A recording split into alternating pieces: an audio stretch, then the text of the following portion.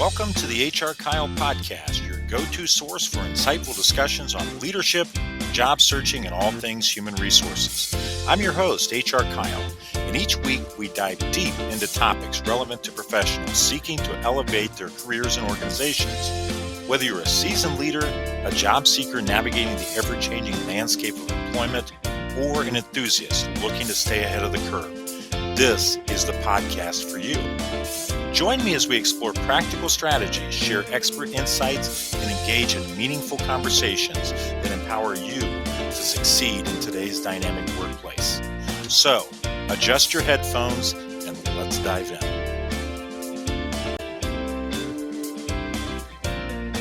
Hello and welcome to another edition of the HR Kyle podcast. I'm your host, HR Kyle, and today, again, I'm joined by HR Kyle Becki. Hi, Kyle. How are you this morning? Great. I'm glad you're here again, Becki. So today we're going to be talking about a critical topic in your professional development. And this really holds true no matter where you are relative to your career. I highly recommend it, though, to young professionals, but it really does have relevancy to any stage of your career, and that is mentorship. So today in segment one, Becki and I will be talking about the topic of mentorship and getting into that a little bit further. We'll share some of our experiences and so on. And then in segment two, we have a guest joining us, and she is a professor at a prominent U.S. university, and her area of expertise and her research centers on the topic of mentorship. So she'll join us in segment two and share her expertise. But before we get into all that, we need to get into this, and this is going to be a quick break, but we'll be right back.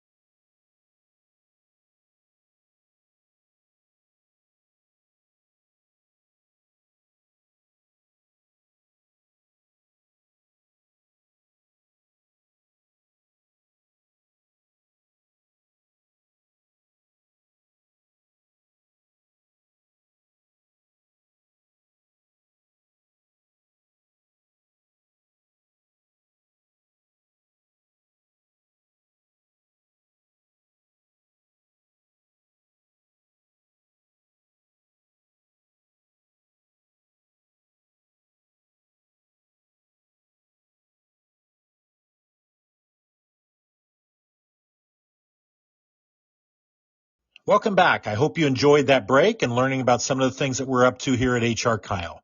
And again, the topic of the day today is mentorship. And Becki and I are going to dive into this topic, talk through it a little bit, and share some of our experiences. So Becki, I'll turn it over to you. Great. Thanks, Kyle. As always, when you say things, when you are talking, things pop into my head. And the first two words here are young professionals. And as we go through this today, those young professionals out there, if you don't have a mentor, find one. So I'm going to start out with talking about mentorships creating a lasting impact. So how does that happen, Kyle? How does it create a lasting impact, not just for the mentee, but also for the mentor and the broader community? Yeah, you hope that it's obvious as far as the lasting impact to the mentee, because not only is it an experience that they remember and they should take a lot of lessons from it, but it really does, and I've seen this time and again, it does change the trajectory of their career. So what it does is it really quickens that learning curve that can typically take, a few months to a few years, and it really does quicken that along because you've got someone who has been through those situations and can share that with you. Well, the flip side is the impact to the mentor. And again, if it's done right, if that mentor is really committed to being a good mentor and they're in it for the right reasons, and the right reasons is to give back, then that can have a lasting impact on them as well, because what it does is it forces the mentor to take a look at themselves and take a look at the things that they've done right in their career and maybe some of the things that they didn't necessarily do as well as they would have liked, but if they had it to do over again, they would do it differently. Well, they're not directly having it to do over again, but through another person, they can relive some of these moments that maybe they thought they could have done better. So it has that impact of really forcing that person to take a good hard look at themselves and the things that they do well and the things that they could improve on and how their career has gone and so on. And they can pass that along to someone else. And what we find is by going through that exercise, it really does not only impact their career in the short term, it really does impact their career in the long term as well, because it exercises a lot of leadership skills that we really should be doing as leaders, but sometimes we don't. And that is a commitment to the other person's success. And ultimately, that's what leadership is about setting that other person up for success. Well, if you're doing mentorship correctly, that's precisely what you're doing. So again, by doing that, you find that that carries over into all the other things that you do in your day to day, because now you not only are focusing on that mentee and developing them, but you tend to take that same attitude to your other relationships as well. So I found that to be a really big, long lasting impact of doing this. Right. And again, bringing my education background into this, I've had student teachers, I've had assigned to me mentees through the state program, and a couple of points here. Just I would gain ideas as I'm talking to my mentees that would come up. They would either have really good ideas and or I would expand on things I was telling them. So that was very helpful to me as a veteran educator. Well, exactly, because the mentee's bringing some different thoughts and ideas to that situation. And you're exactly right. They're forcing you to think through it probably in more detail in some cases than you did initially. Right, exactly. And the second point was about honesty. That mentee is going to be a lot more honest with me than they are going their principal or their boss. They're going to ask different questions, make different comments, which as the mentor, I can help guide them through those. Well, and that's a great point, and that speaks to how we set up. And I know we've got some points probably later. We're going to talk about designing these programs, but that is a critical aspect of how this program or these programs are set up. There has to be a level of trust and confidentiality. And I always state it as, hey, whatever's shared in these four walls is going to stay here unless you share something that is clearly a violation of policy or it puts you at risk or something. Otherwise, what we talk about in this room will stay in here. And you're exactly right. That puts the mentee at ease to know that they can share things. They don't have to worry about feeling foolish or it's going to get back to somebody. You know, there's much, much less risk in that relationship. Right. Yes. It definitely helps form a more positive relationship. So the next part, I'm going to ask these questions in two parts. Just it's fairly long, and just to kind of make sure that we get all of our points across here. So the first part is about the rise of remote work and digital platforms. How has that changed the way we approach mentoring? Well, I mean, the most obvious thing and the biggest impact has been the fact that you can, in fact, have a mentoring relationship where you are not sitting directly across from the person. In this age of technology, we can use the different virtual platforms, and we all know the names of those, so we don't need to get into those. But there's a lot of virtual platforms. The other thing that it's helped us to realize is sometimes the biggest thing that a mentor can provide is that on the spot reassurance. And again, doesn't have to be something that's drawn out or takes a lot of time. It's a text or a quick email from your mentee asking about something or just needing a little bit of reassurance.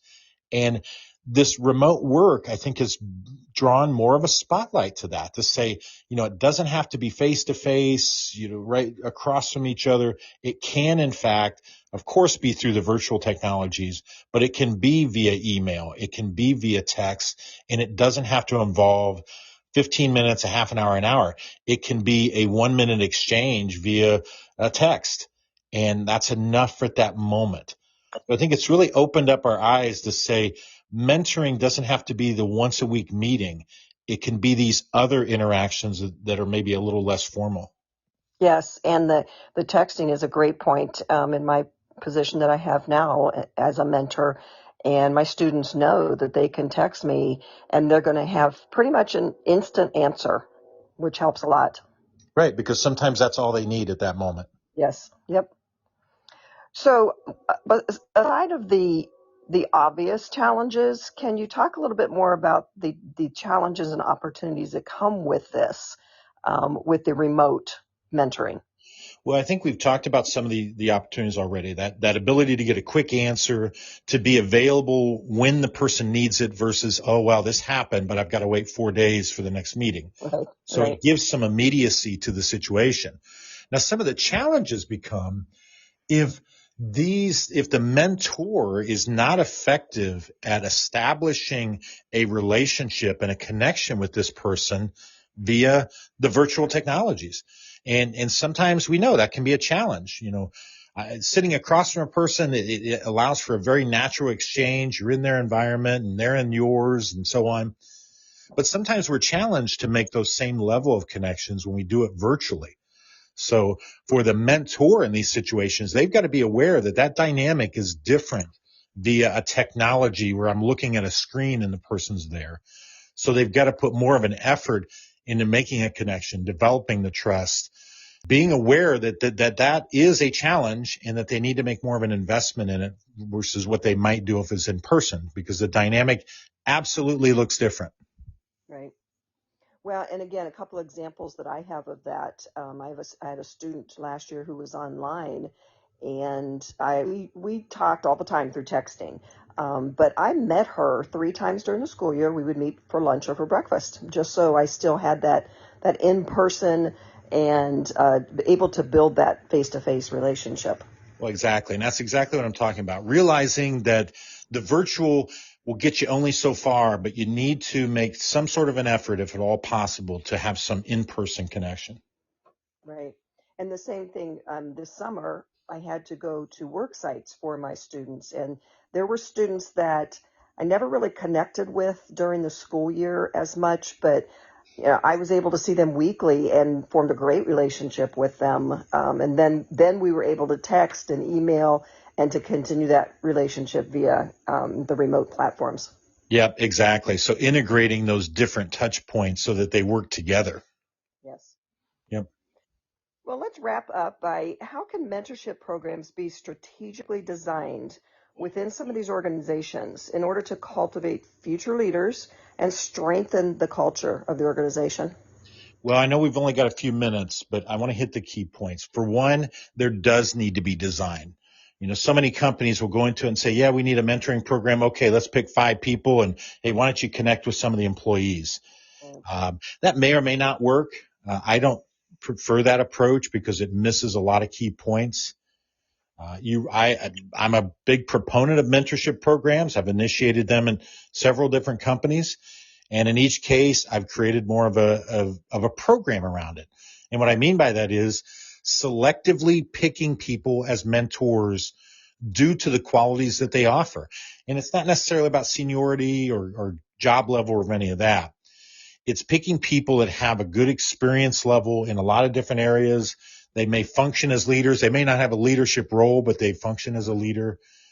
But just as importantly, it's someone that's committed to helping someone else for the sake of helping someone else. right. And I've seen mentors go into this before, and you'd swear that it's just all about them and has nothing to do with the mentee. Well, that's not a good person for your mentor program because the mentee's not going to get anything out of that, I can assure you. And they're going to realize they're not getting anything out of it. But by having a program where you have a selection process that's based upon some set criteria, that's number one. And number two, we mentioned about the informality. I think that's critical that we have that. But there also needs to be a formality to it. And that was part of what I was alluding to earlier. In that first meeting with your mentee, making sure that our mentors are coached on the things that need to be discussed. And that is the confidentiality and being open and honest and what can and can't be shared and all that. So setting the ground rules, making sure that there's structure around when you're meeting, how often, how long that meeting should last, the things that are going to be talked about, and then also always boundaries. Boundaries should always come up in a mentoring relationship in those discussions because that's so often what people in the workplace are challenged with. But Mm-hmm. one of the ways that we set the example there is by making sure that we understand the boundaries that exist within the mentoring relationship. And these could be things like, well, we won't text after hours, or, we'll be sure that we honor the 30 minutes. And, if you're going to miss a meeting, here's what that looks like. Here's the notification and so on. So being sure that you're demonstrating the kind of boundaries that you want that person to have, because again, that's always going to be a learning point in mentoring relationships. But again, it's building that structure so that you have some consistency around it, and ultimately that it does meet your goals that you said. And that is that it's developing professionals within your organization to be leaders, because that's ultimately what a mentorship program is about. And if you do it right, you can enhance the leadership qualities of those who are the mentors, and you can bring your mentees along to the point over a long term, your mentees eventually become your mentors. Right. And that's ultimately what you want. Right. Yep. Well, as usual, Kyle, every week I say this is a great topic and, one close to my heart. And again, this is the same thing, mentorship. I really appreciate your thoughts on this and the way to go about it in the business world, the education world. And my guess is you probably have a program that you could reach out to companies and let them start this on their own, correct? Absolutely. I have a structure that I built that I can certainly talk with clients or potential clients about. And the beauty of this too is it's not so structured that we can't make it unique for every organization, because it needs to be. Every organization looks a little bit different, functions a little bit different, has different goals and so on. So with the program that I have, it allows for that flexibility for that individual work environment. So if you're someone listening out there and you're thinking, God, this is something that we need to be doing in our organization. And as you and I started off this, and you said, every organization should have a mentorship program. Yes. Well, folks, when you're ready to roll that out, give us a call, reach out to me, reach out to Becki. Let's get started on that, and let's build your organization full of leaders. Thanks, Kyle. Thank you, Becki. And folks, thank you for joining us for segment 1. We're going to take a little break here, as we usually do about midway through, fill you in on some of the things we've got going on here at HR Kyle. And then when we're back, we've got an expert on the topic of mentorship and mentoring relationships. And she's going to be sharing all her knowledge and wisdom around this topic, and it's going to be a very engaging conversation. So let's take a quick break, and we'll be right back. Greetings, I'm Kyle Smith, and I'm here to offer you a speaking experience that goes beyond the ordinary. With a rich background in leadership, HR, and personal development, I bring a unique blend of expertise and passion to every presentation. Whether it's leadership unleashed, well-being at work, or career mastery, I delve into topics that empower individuals and organizations to reach their fullest potential. What sets me apart? Proven expertise, an engaging delivery style, and actionable insights that drive positive change. But here's the kicker. I don't just offer a one-size-fits-all approach. I customize my content to meet the specific needs and goals of your event. So let's elevate your event together. Contact me now to reserve your date and unlock the full potential of your audience and organization. Don't miss out on the opportunity to inspire greatness. Visit hrkyle.com today. Are you stuck in a job you hate? Dreaming of a career that excites you?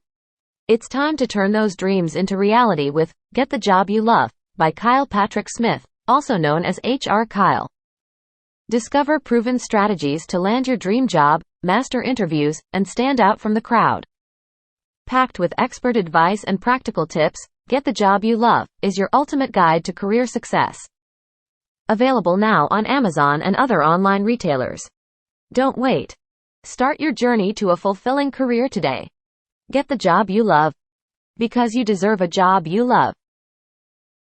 Welcome back to segment 2 of the HR Kyle podcast. And again, I'm your host, HR Kyle. Glad you stayed with us, and I hope you enjoyed that break. We're going to continue with this theme of mentorships and their value to your career in segment 2. And we're fortunate to have a guest who is by far an expert on this topic. She's an expert from a practical standpoint. She's also an expert from an academic standpoint. Her name's Dr. Katrina Johnson, and she's an assistant professor at a major U.S. university. Her focus is on mentor relationships and specifically looking at how gender and racial disparity affect mentor relationships. And she's also looking into how criminal history affects job searchers' self-presentation. Now, she's been published in Equity, Diversity, and Inclusion Journal, and that's an international journal on personnel review. And we're very fortunate to have Dr. Katrina Johnson join us today on the HR Kyle podcast. Katrina, welcome. Thank you, Kyle. Thank you for that warm welcome. You are very welcome. We're happy to have you. So, Katrina, I've given a little bit of an introduction to some of the things that you're up to and that you've been doing, but I know there's a lot more than that. So would you mind telling us a little bit about yourself? Sure. So again, I'm Katrina Johnson. I am originally from Ohio, and I returned back to Northeast Ohio specifically about 3 years ago to start my position as an assistant professor at Kent State. But prior to that, I pursued my PhD at Rutgers University, and that's where I started working on my literature stream on mentoring relationships. Has always been home for me. I completed my undergrad and MBA there. And so it was like a full circle opportunity for me to return back as an assistant professor. So happy to be in that space, and really passionate about the topic of mentorship, because it hit home for everyone, in all capacities in terms of how we think about our growth and advancement opportunities, personally and professionally. Well, Katrina, a couple things. One, we're glad you came back. Absolutely. As you know, I'm a graduate from Kent State University as well. I earned my master's there, and my son is now a freshman at Kent State University as well. So we share that in common, and I'm absolutely glad that you came back. And I'm especially happy with the area that you're focusing your research on. And you and I have talked offline about this, and that's actually how you and I got familiar with each other, because of this value and the power of mentorships to affect a person's career trajectory. Now, we both know that mentorship relationships certainly contribute to personal and professional growth and the strength of individuals. I think we can agree on that.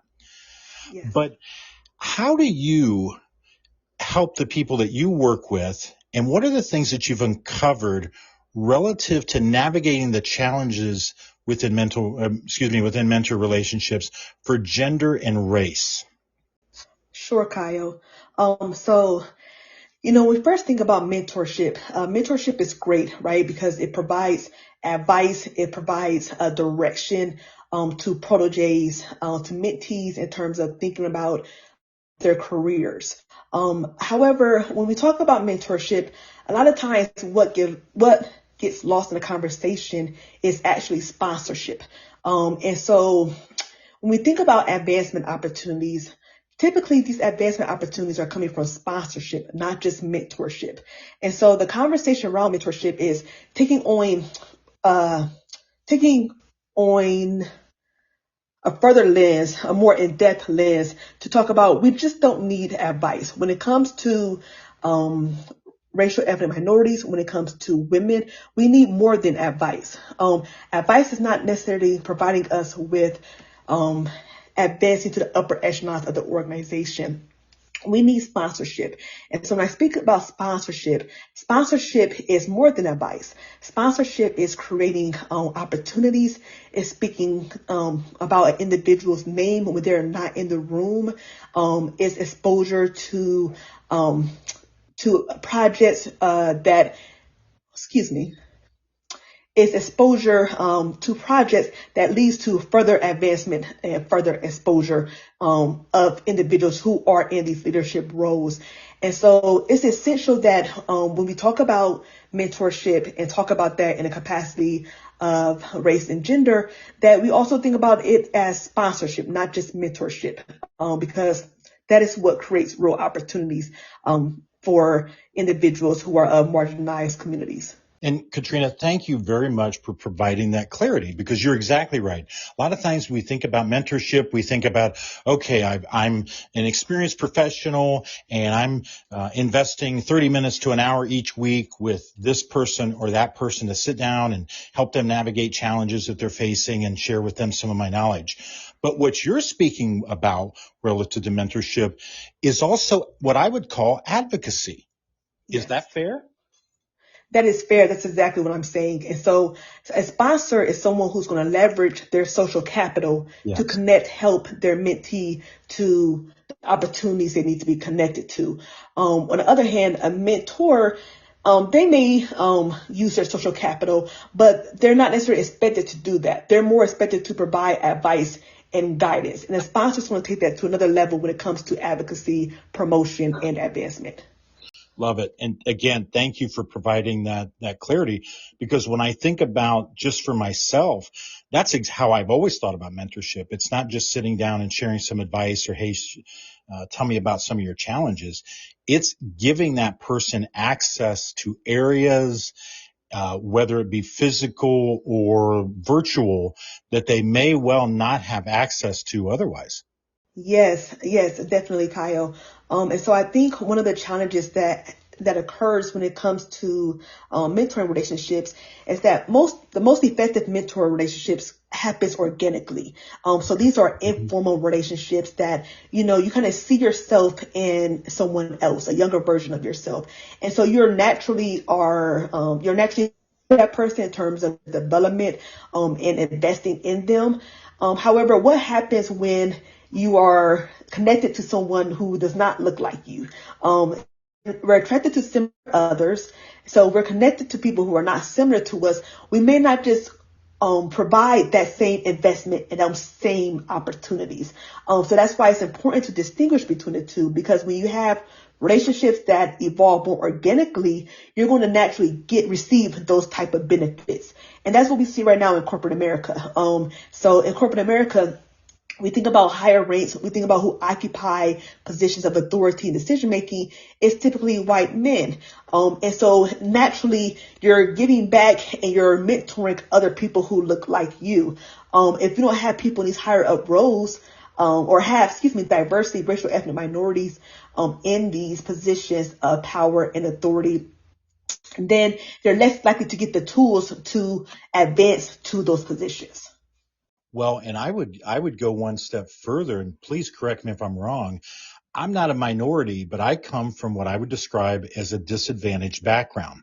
Mm-hmm. And I would say part of what we're speaking to here is, in some sense, from a gender and racial standpoint, somewhat of a disadvantage, even if it's a lack of exposure. And that's what I'm speaking to. So in my background, I had to learn how to function in some of these circles that are higher up in an organization, what to say, what not to say, how to carry myself, to have a level of confidence and so on. And I would have to believe that that's also what you're speaking to, that when you're a mentor and you're working with someone that may be from a different gender or a different race, that you need to be aware that they may not know these things that you take for granted. Absolutely. So some of that may be just given knowledge that you have received in your own training. However, it doesn't imply that your mentee also have that breadth of knowledge, or it doesn't also imply that the way you apply that knowledge is the same way they should apply that knowledge. So, for example, when we think about leadership and we think about what it means to be a leader, specifically for men versus women. And so, for example, women are not taught to be aggressive or direct. Or if we are, it's kind of a catch-22 where we're being judged for that. And so we're penalized for that. And so it's a way to, how do we manage those different dynamics of what's expected of me because of my gender or what's expected of me because of my race. And if I'm going against those odds, then people are also looking at me differently. And so I think when we're talking about mentorship and guidance, while you want to provide honest feedback to your mentee, you also want to be mindful that the same type of tools that is applicable for you may be applicable in a different way to your mentee Well, in terms of Katrina, how it's oh, go ahead. others. Sorry. Boy, I didn't mean to talk over you there, but good grief, you've really struck a chord with this. So I'm the son of a mother who was definitely considered a go-getter and aggressive. And what do you know? Yeah. I married a lady, Becki, who you heard on segment one there. It falls into that same category. And Mm-hmm. I've seen it firsthand in both of those cases to where my personality may be similar to theirs, but I can Yeah. assure you, them acting like me, for lack of a better term, has absolutely not been well received. In fact, it's been Yes. negatively received. Yes, so all those different factors have to be put into context when we think about providing feedback. Feedback is really critical too, because sometimes women and racial minorities are not always receiving honest feedback when it comes to their development. And so this may not be just a mentor. This may be just thinking about it from a manager a manager and employee relationship. And so sometimes the manager may be afraid or hesitant to provide this honest feedback because they may be seen as they may not know how to navigate those conversations. And so because they're not providing that honest feedback, it also leaves the mentee or the employee just in a kind of loophole of like, how do I perform to manage these expectations? And so it's a complex space to be in, but I think at the end of it all, it's important about thinking about the culture of the organization. What type of culture do we have here in terms of people feeling included, people feeling that their thoughts are heard, their voices are heard, how we think about people collectively in terms of their performance, and so that everyone is provided with equal opportunities in terms of advancement and promotion, and how do we're going to need formal programs so that there is actually an investment in place. But we also know that, these relationships that happen informally are a little bit better than the formal ones because it's organic. So how do we make these formal relationships have some accountability, but also creates a way that creates space for the mentor and the mentee to develop organically, but also hold them accountable in terms of the manager doing what they said they're going to do in terms of providing visibility for the mentee. There is so much here, and boy, you and I both know this is fertile ground for us to talk. And I'm watching the clock because I want to make sure that we stay on schedule. But we've gone off Sure. script here for the listeners. You don't know it, but Katrina and I know that we've gone off script a little bit because there's so much fertile ground to talk about here. In fact, we may have to look about at having you come back at a point. But as you might well know, one of the areas that I've focused on the last couple of years is mental health counseling. And I'm just a couple of internships away from having a master's degree in that. And one of the things that we talk about that I think has some relevancy here is whenever we're working with a client that is different from us, right? Mm-hmm. We've always been taught, and I think it's correct, and I think it's relevant here. Not I know it's correct, and I believe it's relevant here, that you need to acknowledge that out of the gate. So let's say, for example, that I'm mentoring a person of color, right? Yes. In that first meeting, I would say, and let's say it's you and I, if you don't mind, I'll use that example. And we're in that meeting and I Sure. say, Katrina, let's put this out on the table. I'm a white male and you're a black female. We both recognize that. Make sure that I'm conscious of that throughout our discussions. And I want to make sure that you're conscious of that as well. And we have a good open dialogue around that. And things that I need to understand about being a black female in the business world, I hope that you will help me understand that, and I will work my best to try to understand. What do you think about that? I think that's the first step to actually creating a relationship. And so it's important for not just the mentor, but also the mentee to do some perspective taking.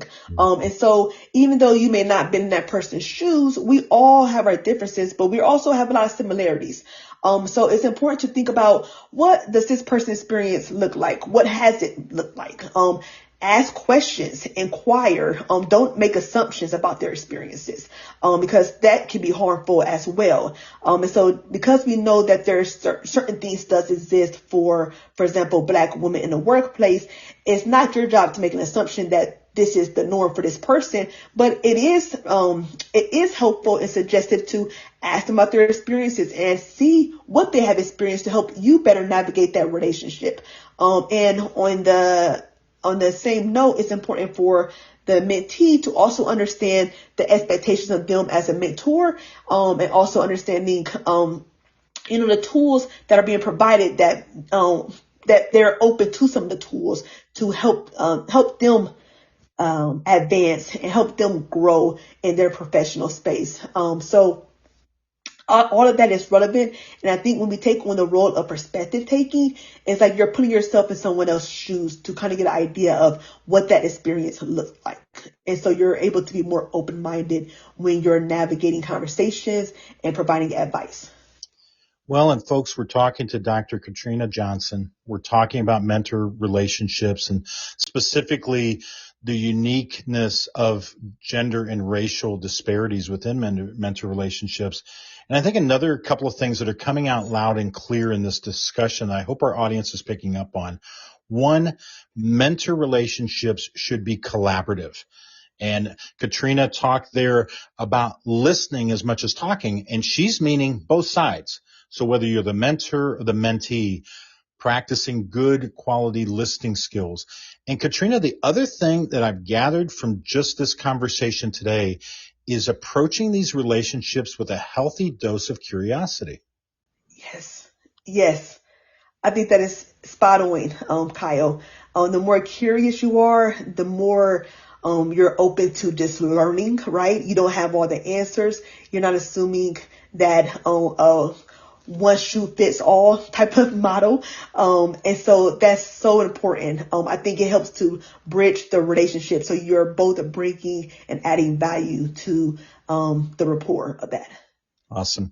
Well, Katrina, thank you for joining us today. And I got to give you a special thanks. And again, the audience doesn't know this, but you and I went straight off script after question number 1, because I just got so excited and caught up in the things that you were sharing and all the work that you've done in this field. And folks, keep in mind, and Katrina shared this, she's just come back to Kent State. Katrina, you said you've been back to Kent State now with your PhD. How long?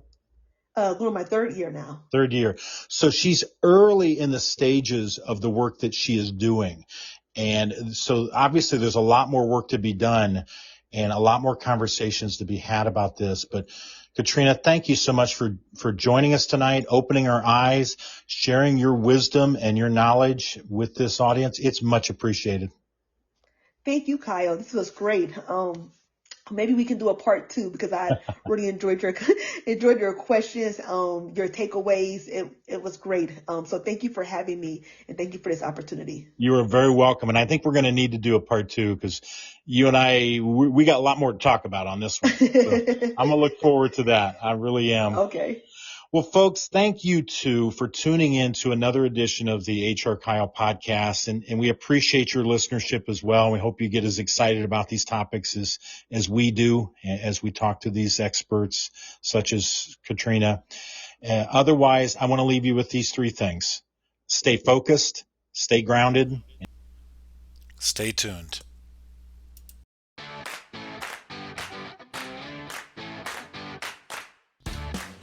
Well, that's a wrap for today's episode of the HR Kyle podcast.